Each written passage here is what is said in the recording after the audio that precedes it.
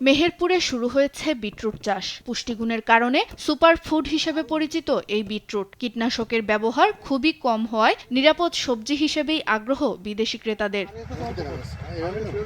মেহেরপুরের এই বিটরুট মালয়েশিয়াতে রপ্তানি করছে দেশীয় একটি প্রতিষ্ঠান। এ কারণে বিক্রি নিয়ে দুশ্চিন্তামুক্ত চাষিরা। নতুন হিসেবে একটা লাভজনক ফসল, এটা পুষ্টিগুণ সমৃদ্ধ উন্নত খাবার, স্থানীয়ভাবে এর মার্কেট তৈরি করা যায়, এটা একটা লাভজনক ফসল হিসেবে সামনে সম্ভাবনা আছে। এটা এখন বিদেশে যাচ্ছে, এটা চাষিরা করলে অনেক লাভজনক হবে। এই আবাদটা হয়েছে মালয়েশিয়ার চালান যাচ্ছে, এর জন্য একটু সুবিধা বলে মনে হচ্ছে। এরই মধ্যে মালয়েশিয়াতে পৌঁছেছে বিটরুটের প্রথম চালান। দিন দিন বিটরুট রপ্তানি বাড়ানোর পরিকল্পনা রয়েছে তাদের। বিটরুটটা খুব ভালো জিনিস। আমরা এই বছরে প্রথম এক্সপোর্ট করতেছি স্যাম্পল হিসাবে মালয়েশিয়া। প্রথম শিপমেন্টের মাল আমাদের পৌঁছাইছে স্যাম্পলটা।